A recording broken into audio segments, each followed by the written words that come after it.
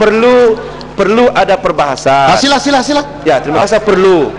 Ya, terima kasih Menteri, terima kasih Speaker. Hari ini adalah sejarah yang paling hitam dalam sejarah parlimen kita. Paling hitam. Hari-hari hitam. Saya tidak pernah melihat bagaimana kuasa-kuasa yang diperuntukkan di dalam peraturan mesyuarat diubah, diinterpretasikan mengikut fahaman politik, kepentingan cetek setengah pihak di pihak pembangkang. Saya telah membaca, Tan Sri, usul yang dibawa dan juga penyata maklumat, penyata-penyata yang telah dipersembahkan oleh jawatan kuasa hak dan kebebasan, dan juga usul yang dibawa oleh menteri. Kita mendengar dan melihat, membaca penyata mesyuarat, bila mana taktik untuk melengahkan mesyuarat jawatan kuasa hak dan kebebasan telah digunakan oleh ahli-ahli daripada Subang dan Bukit Gelugor. Apa yang saya katakan, taktik melengahkan filibuster, menidakkan satu usul yang telah dibawa ke majlis ini untuk mengarahkan jawatan kuasa hak dan kebebasan membuat pertimbangan sama ada Yang Berhormat Permatang Pau telah menyelewengkan keistimewaan yang diberi kepada beliau. Saya membaca, Tan Sri, bagaimana Yang Berhormat Permatang Pau mengatakan tidak diberi peluang. Saya tahu ini ada hubungan, walaupun usul ini yang saya ceritakan ini adalah usul yang pertama. Ada hubung kaitnya, Tan Sri. Saya melihat bagaimana Yang Berhormat Permatang Pau dikatakan tidak diberi ruang untuk berucap, menjelaskan. Tetapi saya membaca penyata mesyuarat, Tan Sri, penyata mesyuarat keempat mesyuarat jawatan kuasa hak dan kebebasan, terang dan jelas beliau telah diberi peluang, tetapi taktik untuk melengahkan mesyuarat itu, taktik untuk melengah-lengahkan keputusan mesyuarat jawatan kuasa telah digunakan secara bertubi-tubi oleh Yang Berhormat daripada Subang dan Bukit Gelugor. Ini taktik yang mereka gunakan di merata tempat.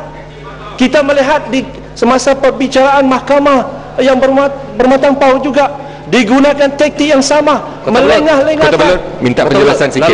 Laluan. Urus lang, lenggong dulu. Okey. Saya bersetuju dengan apa yang disebut oleh Kota Belut.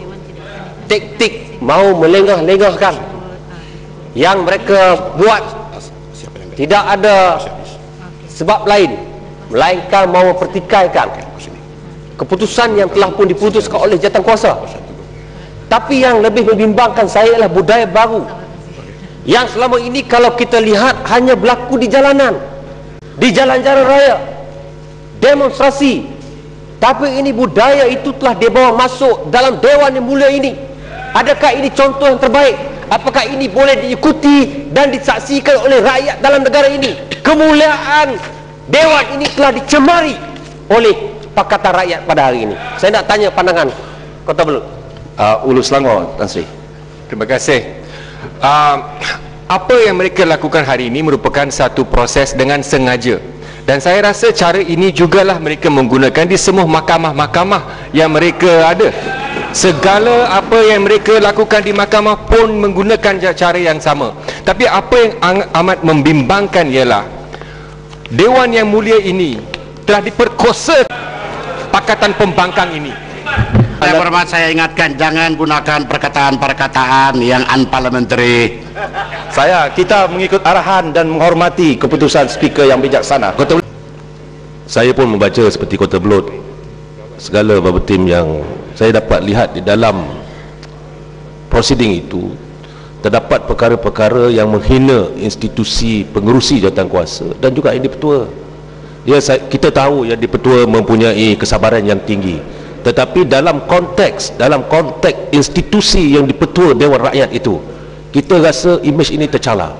Jadi saya pohon supaya yang dipetua yang berhormat Kota Belut, kalau dapat kita pertahankan institusi yang dipetua Dewan Rakyat ini. Yang saya lihat rata-rata mereka mencela. Ini bukan mencelah Tan Sri itu, mencela Tan Sri itu secara terbuka yang dilihat oleh rakyat di luar sana, yang mungkin akan menjejaskan kredibiliti dan integriti Dewan itu sendiri. Okey. Usul yang dibawa oleh Menteri pada hari ini ialah disebabkan oleh kegagalan Bukit Gelugur, Subang mentafsir tentang jawatan kuasa hak dan kebebasan, perbezaannya dengan Dewan ini dan juga mahkamah. Inilah punca masalah sehinggakan usul ini dibawa ke dalam Dewan. Sehinggakan berlaku perbuatan membocorkan rahsia. Perbuatan membocorkan rahsia ini tidak amanah. Dewan ini adalah Dewan Rakyat, kepunyaan rakyat. Integriti Dewan ini adalah menjadi tanggungjawab kita untuk mempertahankan integriti Dewan ini. Ianya adalah merupakan cetusan daripada permasalahan Permatang Pauh yang berucap dalam Dewan ini, menuduh kononnya APCO lah yang menasihatkan Perdana Menteri sehingga lahirnya idea satu Malaysia. Ini sebenarnya adalah merupakan pembohongan yang dibawa ke dalam jawatan kuasa hak dan kebebasan juga setelah Permatang Pauh diberikan hak untuk membela diri dalam Dewan ini pada 30 hari bulan Mac 2010, tetapi Permatang Pauh gagal menjelaskan isu ini. Malahan kesempatan untuk Permatang Pauh jempol flow ini ku tabloid punya. Jangan lupa ku tabloid. Nanti saya jempol kalau jempol mau berucap. Jangan lupa ku tabloid. Saya amat setuju jempol. Jadi Kota Belud bersetujukah Kota Belud bahawa masalah usul ini adalah merupakan mewujudkan persepsi kepada kerusi speaker, supaya rakyat nampak bahawa ini adalah merupakan kononnya kelemahan speaker.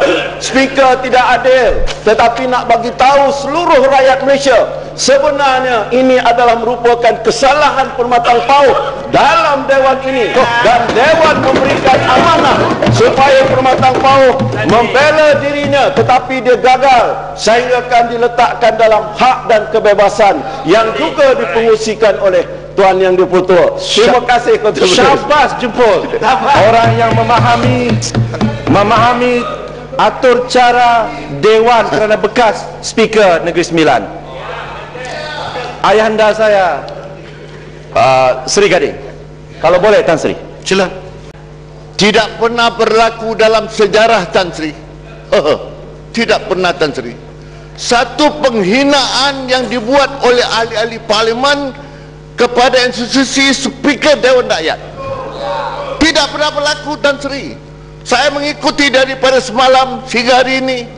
Perkara 36, 4, 5, 6, 7 dilanggar sewenang-wenang.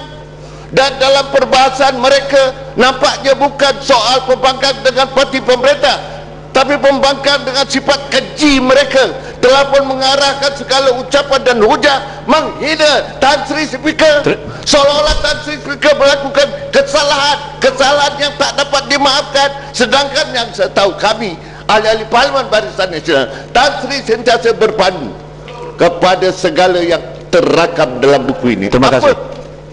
Tidak ada kesalahan apa-apa Tan Sri, tapi pihak pembangkang mentafsirkan perkara-perkara dalam peraturan mesyuarat kita ini mengikut suka hati mereka. Kalau yang benar kepada mereka, mereka gunakan. Kalau yang salah kepada mereka, mereka ketepikan. Tafsir mereka ini Tan Sri Kutabloid, jangan lupa kutabloid yang berhormat. Terima kasih Sri Gading. Saya bertanya kepada Kota Belud Tan Sri, tapi oleh sebab adab ahli parlimen menghadap Yang Dipertua, itu sebabnya saya menghadap muka saya kepada Yang Dipertua begitu bijaksana, dedikasi, sabar dan satu sifat yang sangat hebat. Terima kasih. Yang Terima saya kasih bangga, seluruh rakyat Malaysia, Kota Belud bangga dengan Tan Sri. Tan Sri lah menyelamatkan negara Malaysia. Terima kasih Kota Belud. Saya amat setuju Tan Sri Speaker. Maka itu sebabnya dalam peruntukan peraturan mesyuarat diwujudkan kuasa mutlak Speaker.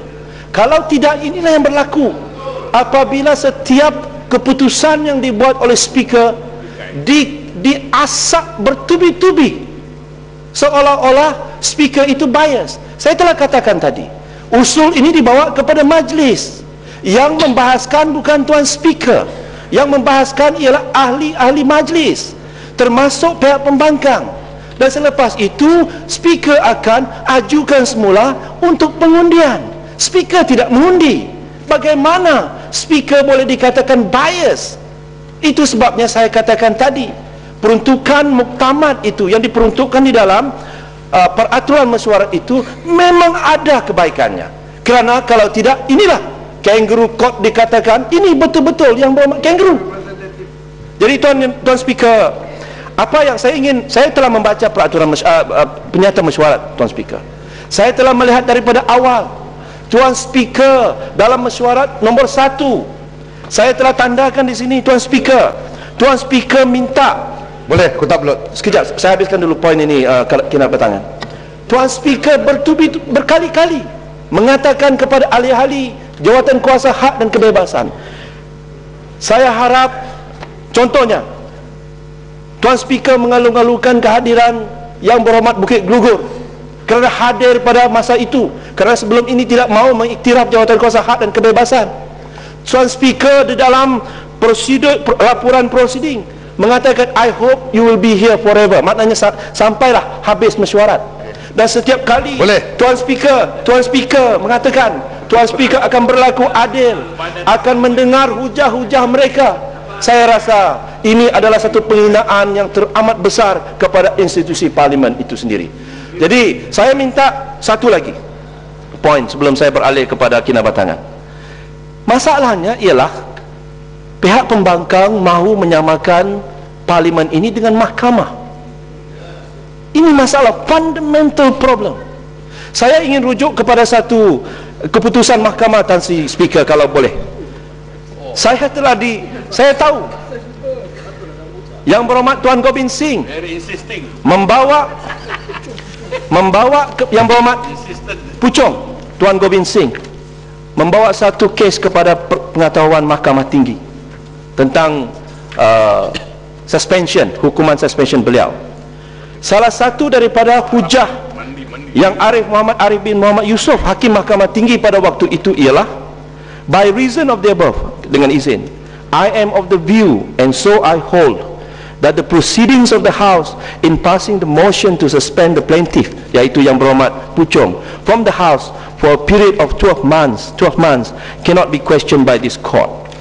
Maknanya mahkamah sendiri tidak berani untuk mencampuri hal ehwal proceeding parlimen. Dan apabila Yang Berhormat Permatang Pauh mahukan peguam berada di sisi beliau semasa prosiding jawatan kuasa hak dan kebebasan, saya membaca Tan Sri, pada awalnya Tan Sri membenarkan, budi bicara Tan Sri membenarkan bahawa Yang Berhormat Permatang Pauh boleh membawa counsel beliau.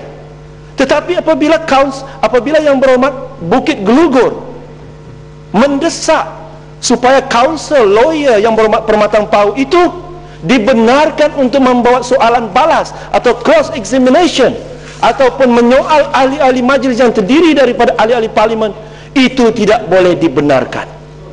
Kalau hakim sendiri tidak berani untuk mencela kita, apa dia hak peguam Yang Berhormat Permatang Pauh mau menyamakan taraf mereka dengan parlimen yang mulia ini? Sebab itu Tan Sri, saya ahli PAC, Public Accounts Committee.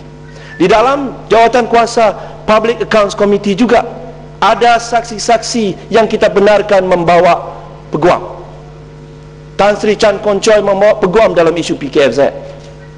Tun Ling Leong Sik decline counsel. Tak apalah, walaupun kita bagi kepada beliau untuk membawa counsel.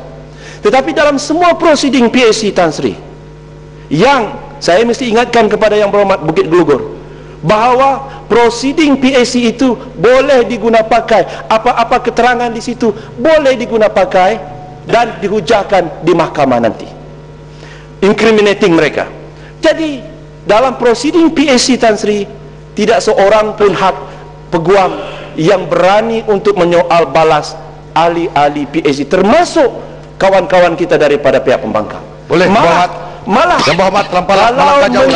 kalau kementerian diminta untuk hadir memberi keterangan, saya lepas ini, diminta memberi keterangan di dalam PAC, membawa counsel kementerian, itu pun counsel tersebut tidak berhak untuk memberi soalan, kecuali memberi nasihat kepada saksi untuk memberi